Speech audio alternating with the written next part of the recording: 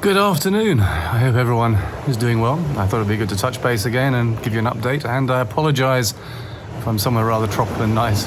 I'm in the Caribbean. It's the first time in 2 years. It's partly a bit of a break and partly to look at some potential assets which may be worth us acquiring. And it is fantastic because I was literally here in virtually the same beach 2 weeks before COVID came, and it just feels fantastic that the world does seem to be opening up in so many ways and so many places, and we'll speak more about that in a moment. So I apologize if you're in the rain or something, and I'm not. Anyway, Egypt, that's one of the most exciting things that's happened. I think you know about it. It's been in Karma Community last week. I'm very, very excited that we have acquired a boat on the Nile that plays primarily between Luxor and Aswan. I went down there to have a look and take a trip, and it's just fantastic with all the temples and the ruins and the Valley of the Kings and Tomb of Tutankhamun and the temples of Karnak and whatever. And it's a magnificent part of the world. The people are tremendously friendly. It's fascinating. The culture is absolutely amazing, and I'm sure you are going to love it.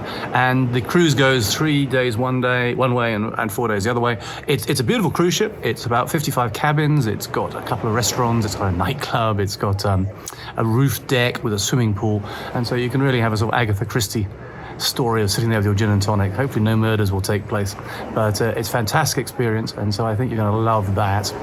We've also acquired a new property in India, in Munnar, Karma Munnar. Munnar is a hill station down in Kerala, not far from our other resort, about a 3.5 hour drive.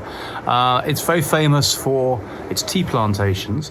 It's very famous for its greenery and its lush nature, and it's where 3 major rivers converge, and Munnar actually means 3 rivers. So I think you're going to love it a lot, both those of you who are Indians and those of you who are international travelers to India.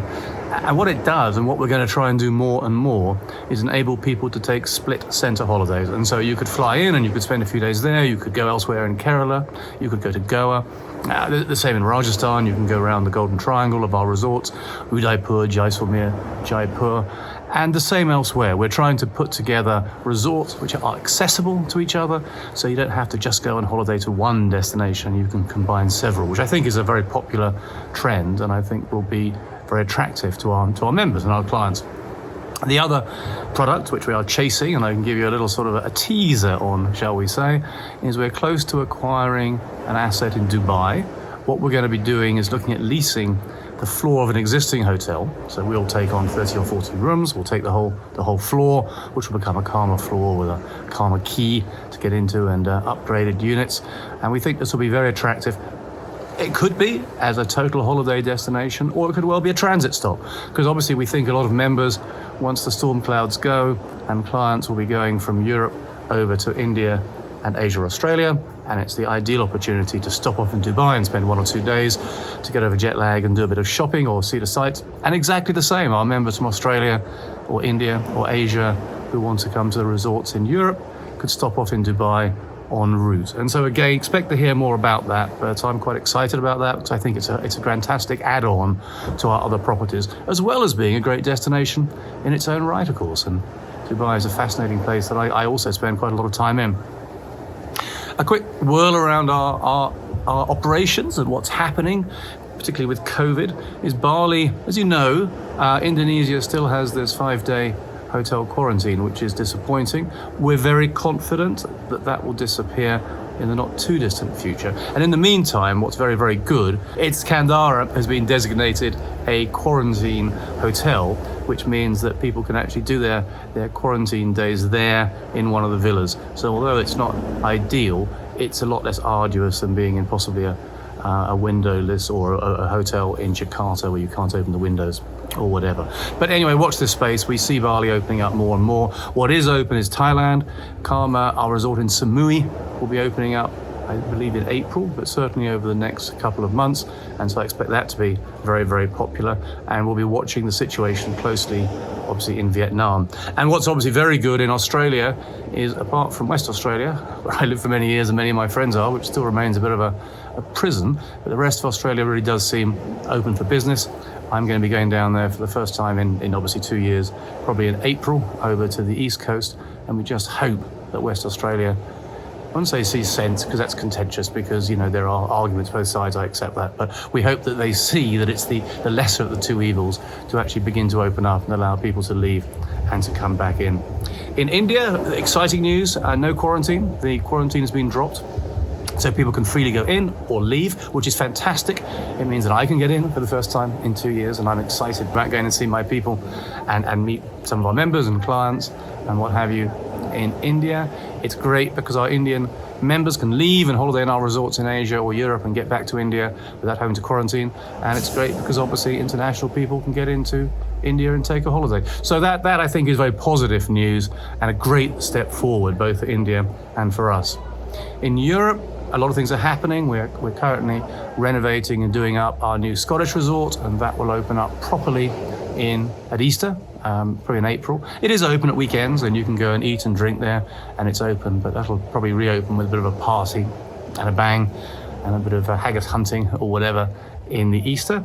Carcassonne, we're also renovating very proactively at the moment, and that'll be open by, I'd say Easter, but probably safer to say June 1. I think that's when reservations are being taken, and I think that's going to be a magnificent asset. And all of our other resorts in Europe will be open business as usual this summer. Crete's going to open up, and Italy's open.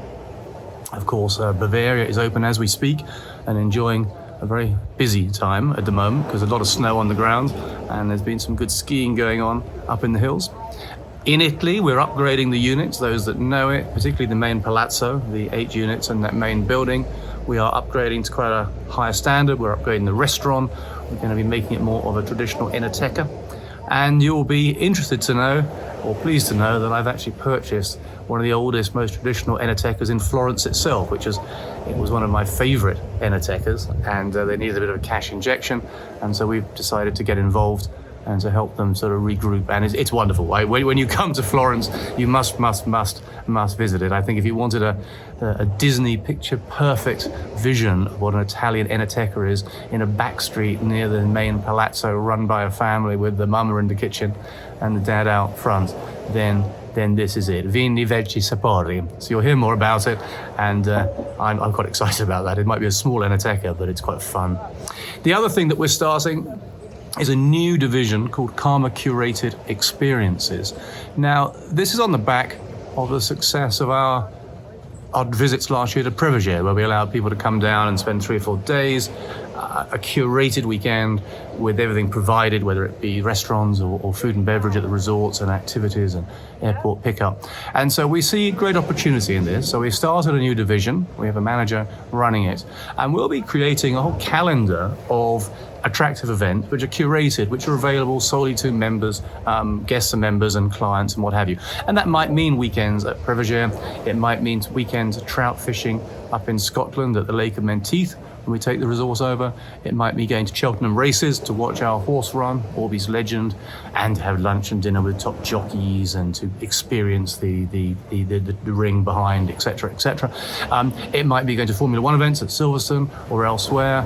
It may be going down to Borgo de Colleoli and being part of the process of selecting the Karma Chianti each year and doing the tasting and deciding which one it should be. So it might be a rugby dinner in London with Mike Tyndall or some other rugby star. So expect to see a lot on that. There's going to be a calendar of events.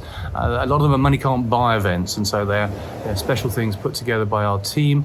And we see that as just one other benefit of being a Karma member, to get together with other members and to have some additional leisure time away from your main holiday, so that it be a weekend or a night in London or a couple of days somewhere else. So I'm quite excited about that. I think that's also going to be very good. So I shall log off. I'm going to do a toast today, which is, I suppose, a bittersweet toast. I want to toast today to a man called Frank Van Arsdale. Now, many of you have known Frank Van Arsdale, and I have to unfortunately report that Frank tragically passed away last week. Frank was in his mid-80s, and it was a bit of age catching up from him, so it was nothing too dramatic, him passing away, but it was sad.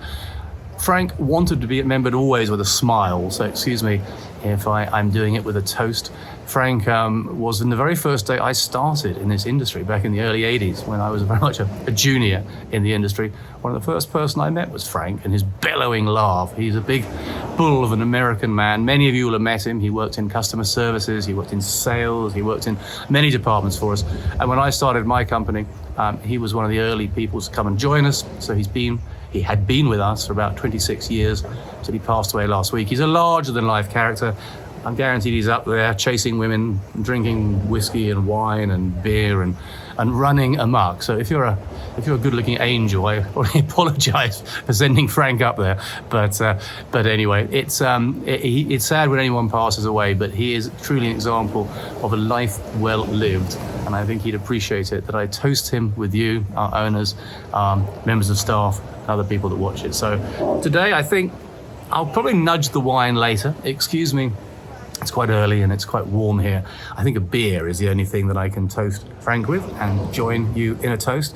It's a Caribe, which is a Caribbean lager, of course. Simple, easy, very nice. I think it'll probably, you can see I've started it before I toasted you. I apologize. I wanted to make sure that it was tasting okay, and it is, I can report. It'll probably be followed by a second, and probably a rum punch sometime later on today. So from the Caribbean, a lot of things happening in the karma world.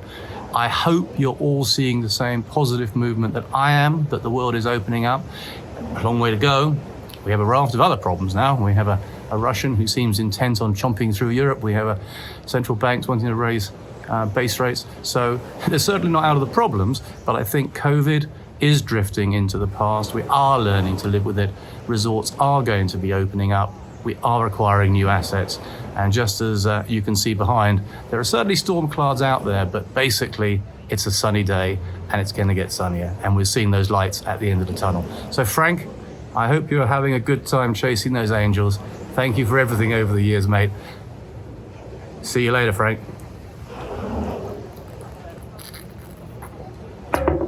Oh, that is going to lead to a second one soon.